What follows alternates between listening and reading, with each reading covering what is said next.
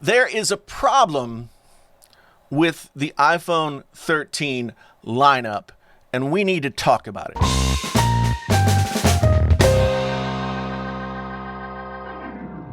Hey there, friends on YouTube. My name is Jason, sometimes known as the JTL. This is Painfully Honest Tech. Tech so honest it hurts. And we need to talk about the iPhone 13, the 13 mini, the 13 Pro, the 13 Pro Max.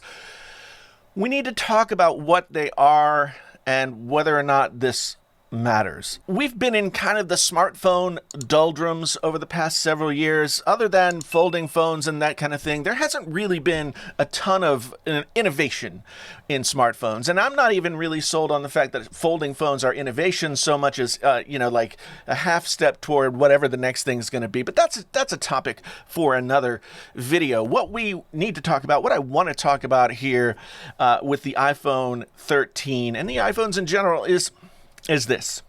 The iPhone 13, the iPhone in general, has become the minivan of smartphones.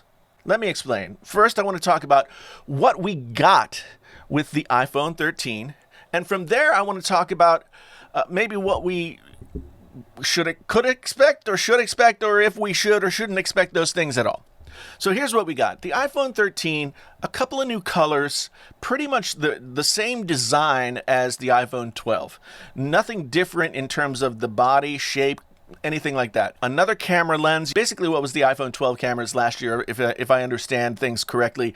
So camera improvement, you've got faster processor with more cores of this and more cores of that. You've got some battery improvement. The mini gets an hour and a half longer on the battery than it did last year. The iPhone 13 gets 2.5 hours longer than it did last year. And honestly, that's about it.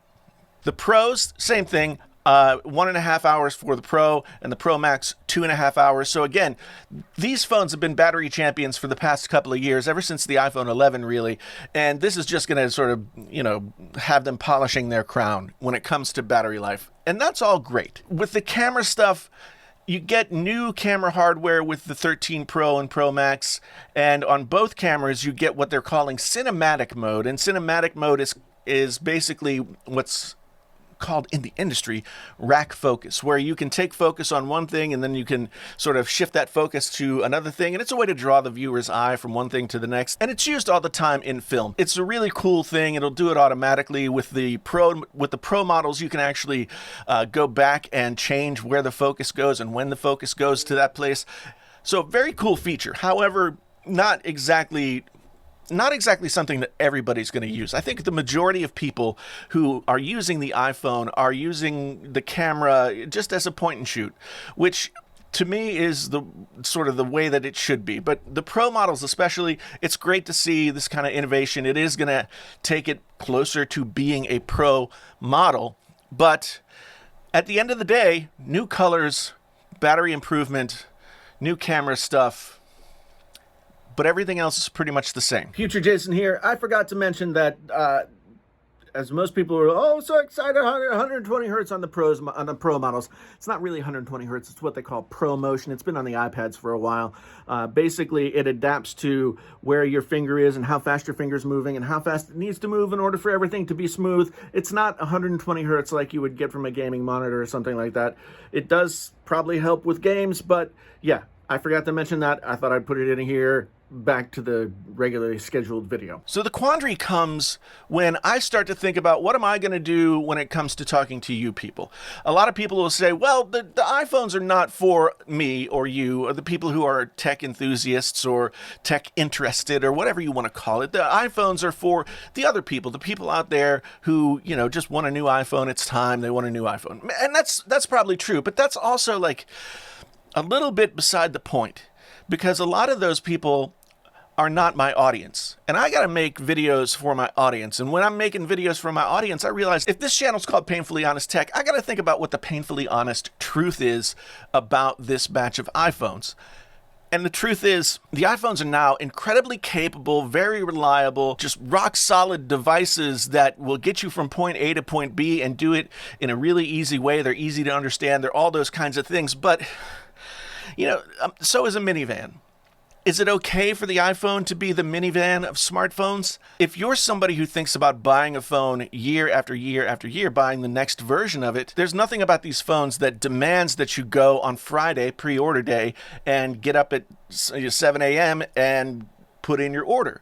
There's nothing that says that to the dyed-in-the-wool, get the phone on day one kind of people that I think are the people who watch these kinds of videos and really get into talking about this kind of stuff. The iPhones at this point function perfectly. They do everything that they're supposed to do, and they do it with aplomb, as they say. And a minivan is a very useful vehicle. This iPhone is the same as the last iPhone for all intents and purposes. No one's going to notice the 20% performance boost. The iPhones already can run rings around anything that you could throw at them. There's not going to be anybody who really, I mean, do you want a light blue Pro model? Is that what you've been waiting all your life for? Then there it is. You go and you get it. That's fine, I guess. I'm going to be talking about this phone for the next couple of months as we go through all the paces of all the things. I'm not getting into the place where I'm going to say this phone is going to suck and I'm not going to get it and I'm blah, blah, blah, blah. I'm not doing that, because if I've learned anything over the years, it is a fool's errand to slag the iPhone and then find that, like, oh, it's a perfectly serviceable device that's fun to use. I'm not saying that the iPhones aren't those things. I have to admit that I came out of yesterday's event looking at what the iPhone 13 were. They're jeans. They're just a thing that you put on to go out of the house. They are the mom jeans of smartphones, and there's nothing exciting about mom jeans or minivans. These days, the iPhone is the iPhone.